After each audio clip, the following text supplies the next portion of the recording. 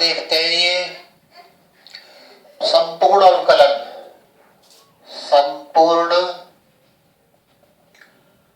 अवकलन, संपूर्ण अवकलन क्या होगा? जैसे u कोई फलन है, यहाँ पर f किसी भी x1 x2 dot dot xn, और हम निकालना चाहते हैं du/dt। तो इसको हम कैसे लिखेंगे? du/dt निकालना चाहते हैं और ये फलन किन किन का है? x1 x2 dot dot xn का। तो इसको हम ऐसे लिखेंगे del f/del t plus del f/del t, थोड़ी सी जगह छोड़कर, plus dot dot plus del f/del t। यहाँ पर क्या आएगा? जिन जिन का फलन है, ये x1 का फलन है, del x1 नीचे और del x1 ऊपर, ऐसे यहाँ पर आ जाएगा del x2 नीचे और del x2 ऊपर, ऐसे यहाँ पर आ जाएगा del xn नीचे और del xn ऊपर। तो इस टाइप से हम संपूर्ण अवकलन du/dt प्राप्त कर लेते हैं। जैसे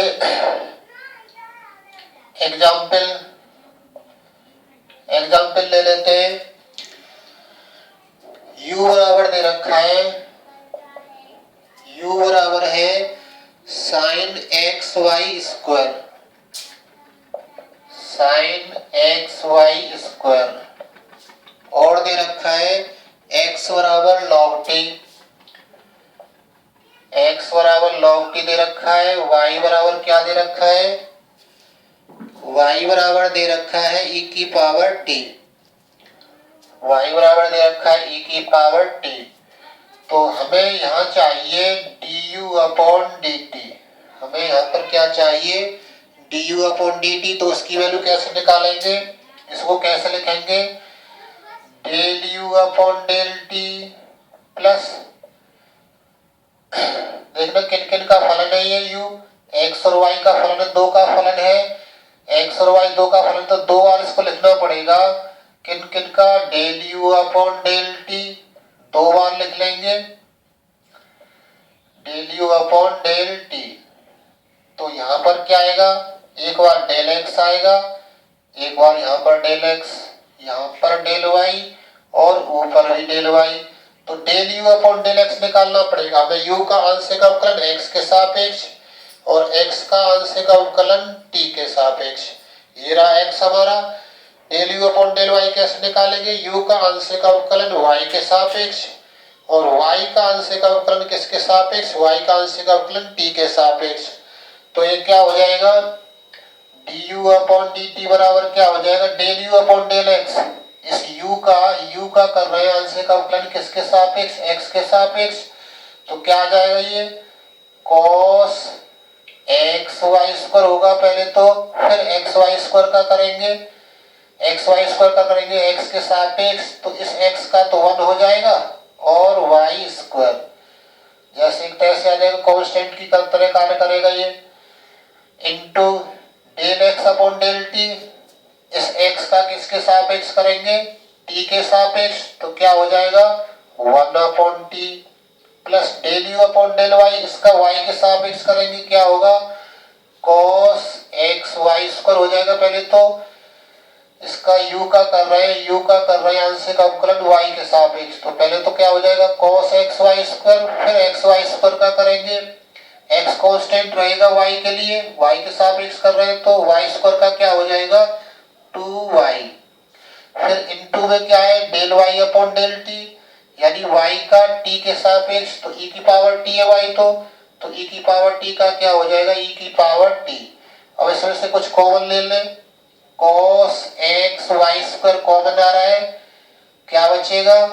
y² t प्लस 2xy और e की पावर t। ये हमारा क्या हो जाएगा? अभिष्ट आंसर हो जाएगा इस टाइप से। तो इस टाइप से हम संपूर्ण अवकलन को हल करेंगे। नेक्स्ट देखते हैं।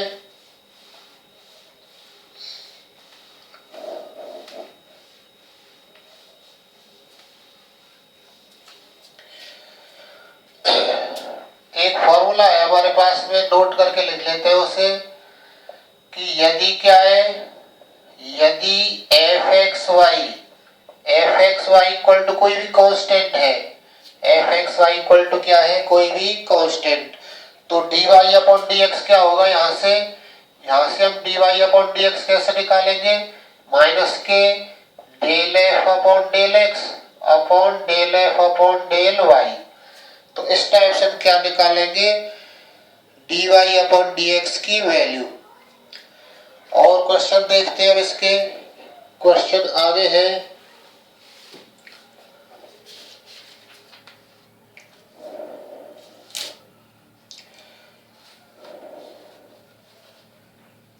एग्जाम्पल देख लेते हैं। एग्जाम्पल 4 है, बहुत बार आया है ये। एग्जाम्पल 4 क्या है,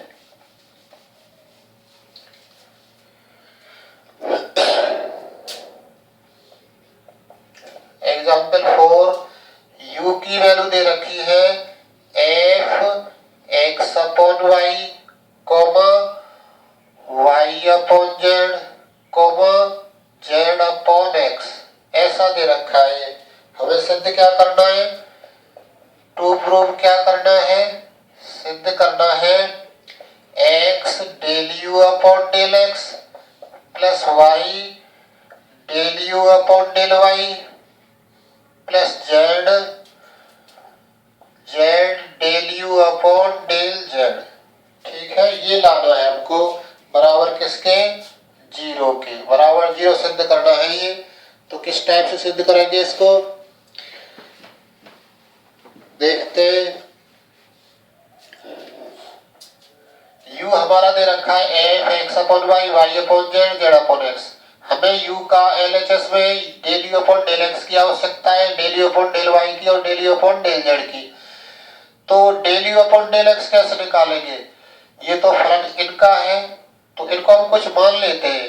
माना क्या, मान लें कि x अपॉन वाई बराबर किसके, कोई t1 के, y अपॉन जेड किसके बराबर मान लें, कोई t2 के, और z अपॉन x बराबर मान लें किसी t3 के।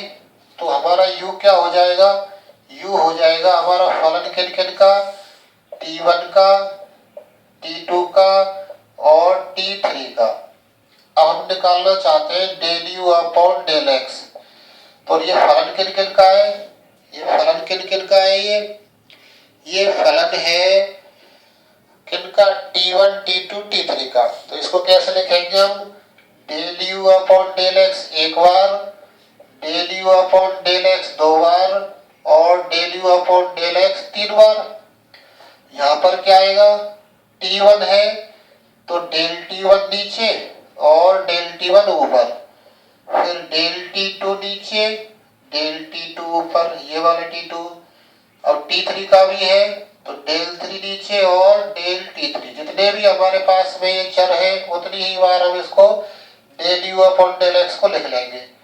ठीक है, अब क्या होगा, del u upon del t1 नहीं निकाल सकते, जैसे तैसे रहेगा ये del u upon del t1 plus del t1 upon del x, t1 का x के सापेक्ष, ये रहा हमारा t1 की वैल्यू ये है, इसका x के सापेक्ष करेंगे तो x का 1 हो जाएगा, 1 अपॉन वाई, तो ये यहाँ पर आ जाएगा into 1 upon y plus del u upon del t2 का कुछ नहीं कर सकते, जैसे तैसे del t2 upon del x, यानी t2 का आंशिक अवकलन x के सापेक्ष, ये रहा t2, इसमें कहीं x है ही नहीं, तो इसका आंशिक अवकलन क्या हो जाएगा, 0, कांस्टेंट हो गया ये x के लिए, plus del u upon del t3 जैसे तैसे, इसका करेंगे तो क्या आ जाएगा, del t3 upon del x, t3 का आंशिक अवकलन किसके सापेक्ष, x के सापेक्ष, x नीचे आ रहा है इसमें, तो क्या हो जाएगा ये माइनस के z अपॉन एक्स स्क्वायर, इतना प्राप्त हो जाएगा। इसको थोड़ा छोटे रूप में लिख लेते हैं, तो ये तो 0 हो गया, ये बराबर क्या आ जाएगा, इसकी वैल्यू आ जाएगी 1 अपॉन वाई और del u upon del t1 है 1 upon y del u upon del t1, और इसकी वैल्यू क्या आ जाएगी, माइनस चिन्ह आगे लिख ले, माइनस के z अपॉन एक्स स्क्वायर और del u upon del T3। तो ये हमारी पहली वैल्यू आ गई किसकी, del u upon del x की। ये वैल्यू किसकी है, del u upon del x की। कितने निकल के आई, 1/y del u upon del T1 minus z upon x square del u upon del T3। इतना प्राप्त हो गया। इसको हम सरल करेंगे तो क्या प्राप्त होगा, del u upon del x तो निकाल चुके हैं। अब हमें आवश्यकता है del u upon del y की और del u upon del z की। फिर हम इसी से निकालेंगे।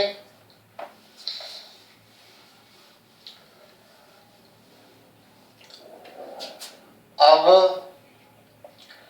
Del u upon del y क्या हो जाएगा, u का y के सापेक्ष कर रहे हैं और u फलन है 3 का, T1 T2 T3 का। तो इसी को del u upon del y को हमें 3 बार लिखना पड़ेगा। Del u upon del y एक बार, del u upon del y 2 बार और del u upon del y 3 बार। 3 बार लिखना पड़ेगा। T1 T2 T3 आ रहे हैं इसमें। अब जिन जिन का ये चर है, जिन जिन का फलन है वो आ जाएंगे ऊपर नीचे। डेल T1 ऊपर, डेल T1 नीचे, डेल T1 ऊपर नीचे आ जाएगा। यहाँ पर क्या आ जाएगा, डेल T2 आ जाएगा ऊपर नीचे। यहाँ पर क्या आ जाएगा, डेल T3 आ जाएगा ऊपर नीचे। तो इस प्रकार से हम क्या निकाल लेंगे, del u upon del y. तो del u upon del y क्या आ जाएगा, del u upon del y की वैल्यू क्या हो जाएगी, del u upon del T1 का कुछ नहीं किया जा सकता, जैसे तैसे रहेगा। Del T1 upon del Y, T1 का y के सापेक्ष करेंगे तो क्या आ जाएगा, माइनस के x upon y square. T1 का ये हमारा T1 एक y के सापेक्ष कर रहे हैं, y नीचे आ रहा है तो माइनस के 1 अपॉन वाई स्क्वायर हो जाएगा। x है ऊपर, x अपॉन वाई स्क्वायर हो जाएगा ये, plus del u upon del T2 जैसे तैसे, del T2 upon del Y. T2 का y के सापेक्ष, ये रहा T2, इस y के सापेक्ष करना, ये रहा y इसमें ऊपर, तो इसका y का 1 हो जाएगा अपॉन जेड। फिर इसका करेंगे del u upon del T3 जैसे तैसे, इनटू में क्या आ जाएगा T3 का किसके सापेक्ष, T3 का y के सापेक्ष। T3 में y है ही नहीं कहीं पर, तो क्या आएगा, ये 0 हो जाएगा इसका अवकलन। इसको थोड़ा सरल करके लिखेंगे तो क्या आ जाएगा, ये 1 अपॉन जेड प्लस 1 आगे लिख लेते हैं, 1 upon z del u upon del T2 और माइनस कितना, x upon y square, x upon y square और क्या रह जाएगा, del u upon del T1, ऐसा रह जाएगा।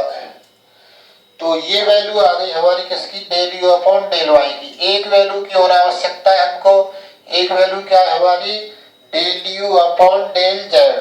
Del u upon del z निकालेंगे तो इसकी तो हमें आवश्यकता पड़ेगी, इसे नहीं मिटा रहे, इसको मिटा देते हैं यहां से।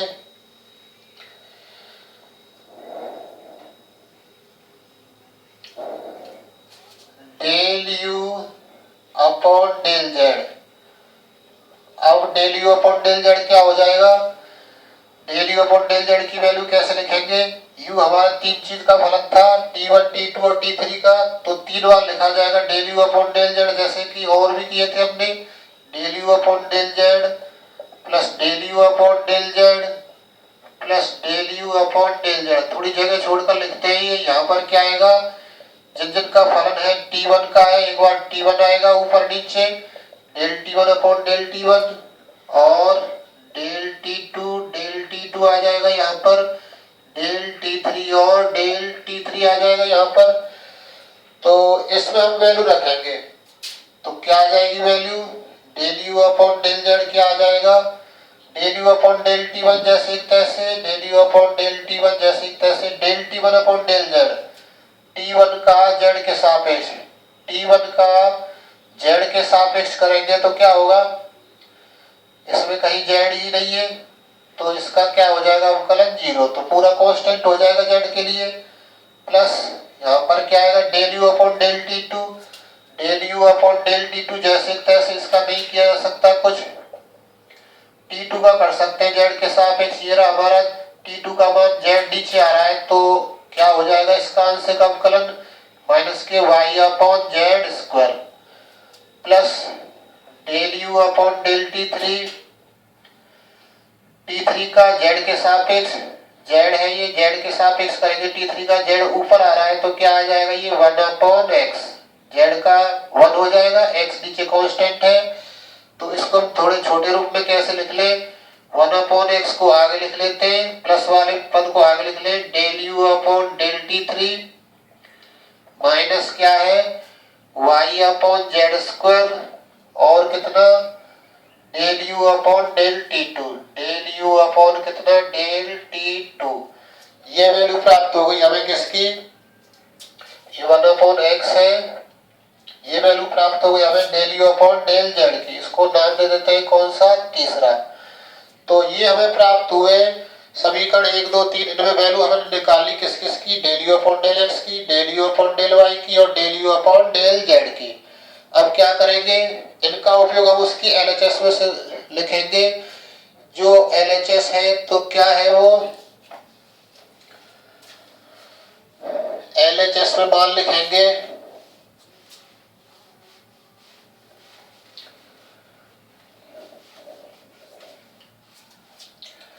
तीनों समीकरणों को छोड़ रखा है, इनकी आवश्यकता पड़ेगी। अब ले रहे हैं हम LHS, left hand side. Left hand side क्या है, x del u upon del x प्लस y del u upon del y प्लस z del u upon del z, ये है हमारी। तो x del u upon del x क्या होगा, x del u upon del x, del u upon del x हमारा ये आया है, इसमें x का और गुणा करवा रहे हैं तो x का गुणा यहाँ करवाएंगे तो x अपॉन y, x का गुणा यहाँ करवाएंगे तो एक x कट जाएगा नीचे, एक x बचेगा, x² है नीचे, तो ये वैल्यू निकल कर आएगी। x से गुणा करने पर x del u upon del x पूरे की वैल्यू क्या हो जाएगी, x अपॉन y और del u upon del T1 minus यहाँ पर गुणा करवा रहे हैं x का तो एक x नीचे से कट जाएगा, माइनस के z अपॉन x और del u upon del T3 ऐसा रह जाएगा, प्लस y का गुणा करवा रहे हैं किसमें, del u upon del y, del u upon del y की वैल्यू हमारी ये है दूसरे नंबर की, तो इसमें y का गुणा करवाएंगे तो यहाँ y अपॉन z, यहाँ y कट जाएगा, जब y का गुणा ऊपर करवाएंगे तो एक y रह जाएगा नीचे, तो ये रह जाएगा y अपॉन z और del u upon del T2 और माइनस x अपॉन y और del u upon del T1। इसकी वैल्यू निकल कर ये आएगी, y del u upon del y की वैल्यू रख दी यहाँ पर। अब हमें चाहिए z del u upon del z, यानी तीसरी समीकरण से मिलेगा ये, z का गुणा इसमें करवाएंगे, z का गुणा इसमें करवाएंगे, यहाँ एक z कट जाएगा, z यहाँ z बटे x आ जाएगा, तो क्या होगा ये, तो ये बराबर रह जाएगा z अपॉन x और del u upon del T3 minus क्या y अपॉन z, इसमें z का गुणा करवाएंगे एक z कट जाएगा नीचे से और del u upon del T2 इतना रह जाएगा ये। अब देखते हैं इसमें एक जैसे पद कहाँ कहाँ पर है, ये पद इससे कैंसिल हो रहा है, z अपॉन x वाला ये कैंसिल हो रहा है आपस में, y अपॉन z वाले कैंसिल हो रहे हैं, तो बराबर क्या रह जाएगा 0, और यही हमें सिद्ध करना था, यही हमारी क्या है RHS, इतना ही हमको लेके आना है। नेक्स्ट देखो ऐसा ही एग्जाम्पल 5 है, इसका एग्जाम्पल 5 की ओर बढ़ते हैं।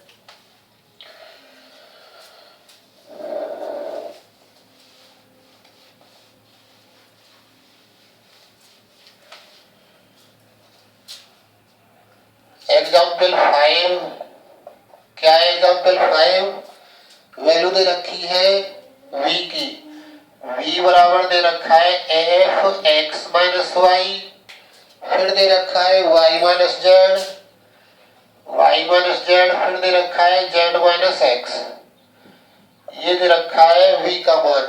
सिद्ध क्या करना है इसमें, टू प्रूव क्या है, टू प्रूव क्या सिद्ध करना है इसमें, इसमें सिद्ध करना है del v upon del x plus del v upon del y plus del v upon del z बराबर 0, इतना सिद्ध करना है। यानी कि 3 बार अवकलन है v का, एक बार x के सापेक्ष, एक बार y के सापेक्ष और एक बार जेड के सापेक्ष 3 बार अवकलन हमें करके बराबर क्या लाना है, दोनों तीनों का योग 0 लाना है। तो कैसे निकालेंगे, इस फलन में जो हमारे पास में दे रखे f में x minus y, y minus z, z minus x, इनको कोई संख्या हम t1 t2 t3 मान लेंगे। टू प्रूफ क्या है हमारा यहाँ पर, del v upon del x plus del v upon del y plus del v upon del z बराबर 0, यह सिद्ध करना है। तो हमें v का एक बार x के सापेक्ष, एक बार y के सापेक्ष और एक बार z के सापेक्ष आंशिक अवकलन निकालना है। तो कैसे करेंगे, क्या हो जाएगा, ये यहाँ पर मान लेते हैं, माना x माइनस वाई बराबर किसी t1 के, y माइनस जेड बराबर किसी t2 के मान ले, और z माइनस एक्स बराबर किसी t3 के मान लेते हैं। अब क्या करेंगे, हमें निकालना है del v upon del x. तो हमारा v क्या हो जाएगा, इसको हमने x माइनस वाई को t1 मान लिया है, तो हमारा v क्या हो जाएगा, f t1 t2 t3, इसको t1 मान लिया है, इसको t3 t2 और इसको t3। तो हमारा v ऐसा हो जाएगा। अब v हमारा तीन चीज का फलन है, तीन चर राशियां t1 t2 और t3, तो तीन ही बार इसका अवकलन होगा। तो हमें वैल्यू चाहिए del v upon del x की। Del v upon del x कैसे लिखा जाएगा, del v upon del x को कैसे लिखेंगे, del v upon del x एक बार plus del v upon del x दो बार plus del v upon del x तीन बार लिखा जाएगा ये।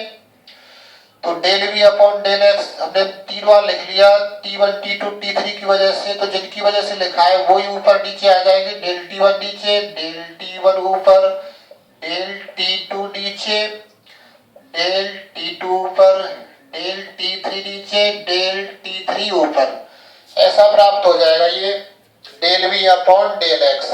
Del v upon del x मिल गया। अब हमें इसमें आवश्यकता पड़ेगी del t1 upon del x की, del t2 upon del x की, del t3 upon del x की। तो क्या आएगा, ये t3 है ये, तो this implies del v upon del x क्या हो जाएगा, del v upon del t1 का कुछ नहीं कर सकते, जैसे तैसे रहेगा, t1 का x के सापेक्ष, t1 ये रहा, x के सापेक्ष करेंगे तो 1 आ जाएगा, यहाँ पर y का 0 हो जाएगा, plus del v upon del t2, del v upon del t2 जैसे तैसे t2 का कर रहे हैं x के सापेक्ष, t2 का x के सापेक्ष करेंगे, इसमें कहीं x ही नहीं है, तो इसका अवकलन क्या हो जाएगा, x के सापेक्ष 0, plus del v upon del t3 का x के सापेक्ष कर रहे हैं, t3 ये रहा, इसमें x ये रहा, ये z है कांस्टेंट है, x के सापेक्ष कर रहे हैं तो z कांस्टेंट और y भी कांस्टेंट, तो z कांस्टेंट है तो इसका क्या हो जाएगा, -1, z का 0 हो जाएगा और x का हो जाएगा 1, माइनस चिन्ह आगे लगा हुआ है तो ये हो जाएगा -1। इसको थोड़ा और सरल कर लेते हैं, तो क्या वैल्यू निकल कर आएगी del v upon del x की, del v upon del x निकल कर आएगा हमारा del v upon del t1 और minus del v upon del t3, इसको हम नाम दे देते हैं समीकरण 1। तो ये वैल्यू निकल कर आई हमारी किसकी, del v upon del x की। अब हमें वैल्यू चाहिए del v upon del y की और del v upon del z की, तो उनको कैसे निकालेंगे। अब del v upon del y कैसे लिखा जाएगा, ऐसे इसी को भी तीन बार लिखेंगे, del v upon del y एक बार plus del v upon del y दो बार plus del v upon del y तीन बार। यहाँ पर क्या आएगा, डेल t1 आ जाएगा, डेल t1 ऊपर, डेल t1 नीचे और डेल t2 आएगा, डेल t2 नीचे और डेल t2 ऊपर, डेल t3 आएगा फिर और डेल t3 ऊपर। तो इस टाइप से आ जाएंगे। तो हमारी del v upon del y की वैल्यू क्या हो जाएगी, del v upon del t1 का कुछ नहीं कर सकते, जैसे तैसे रहेगा ये, t1 का हमें करना है किसके सापेक्ष, t1 है ये, t1 का y के सापेक्ष, T1 ये रहा, y के सापेक्ष करेंगे तो x का 0 हो जाएगा, y के सापेक्ष करेंगे तो यहाँ 1 हो जाएगा, तो ये वैल्यू आएगी -1। फिर क्या आएगा, del v upon del T2 जैसे तैसे, T2 का y के सापेक्ष, T2 ये रहा, y ये रहा इसमें, तो y का 1 हो जाएगा, y का 1 हो जाएगा, z का 0 हो जाएगा, उसे छोड़ देते हैं, plus del v upon del T3 जैसे तैसे, T3 का z के सापेक्ष, y के सापेक्ष, T3 ये रहा, इसका y के सापेक्ष करेंगे, y है नहीं इसमें, तो अवकलन क्या हो जाएगा 0। तो हमारी del v upon del y की वैल्यू क्या निकल कर आएगी, प्लस वाला पहले लिख लेते हैं, del v upon del T2, del v upon del T2 आगे लिख लिया, इसको पीछे लिख लेते हैं, minus del v upon del T1, ये रह जाएगा। ये हमारा समीकरण कौन सा आ गया, दूसरा। तो ये वैल्यू हमारी आ गई किसकी, del v upon del y की।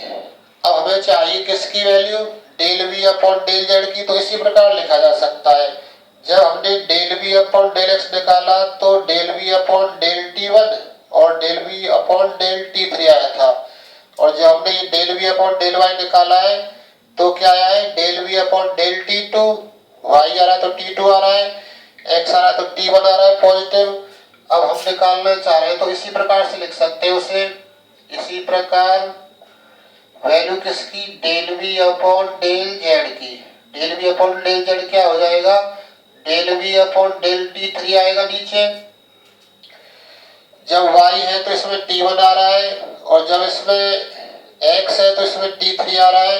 अब z है तो हमारा क्या आएगा, इसमें z है तो क्या आ जाएगा, T2 आ जाएगा, del v upon del T2 ये प्राप्त हो जाएगा। आप इसको हल करेंगे तो ये हमारा समीकरण हो गया कौन सा, तीसरा।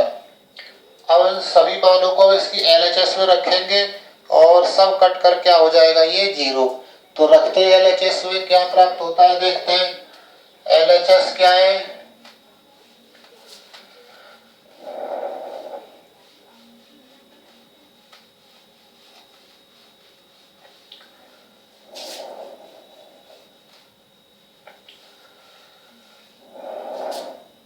LHS लेफ्ट हैंड साइड क्या है, del v upon del x plus del v upon del y plus del v upon del z।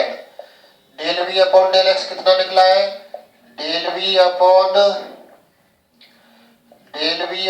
Del T1 minus del v upon del T3 plus del v upon del y कितना निकला है, ये रहा, del v upon del T2 minus del v upon del T1।